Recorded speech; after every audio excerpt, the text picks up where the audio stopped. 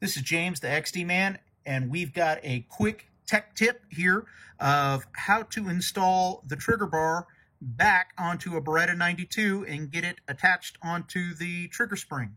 So we've got the actual trigger installed and we've got the trigger spring down buried in there, but how do you get that onto the trigger bar?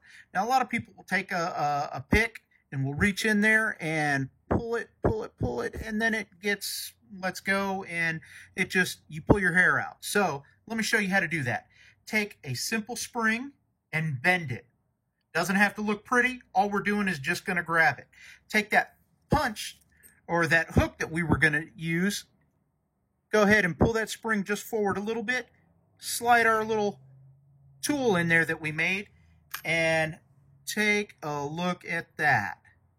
Now we can grab that spring.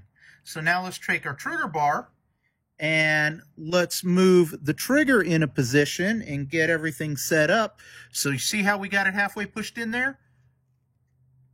Look right in the middle. So we got it right in there, almost into position. Now check this out. Let's pull the spring, get that trigger bar in there. Oh yeah, look at that. We are working.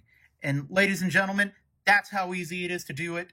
Again, a quick tech tip from James the XD Man on a Beretta 92, putting the trigger bar back onto the trigger spring onto a Beretta 92 type pistol.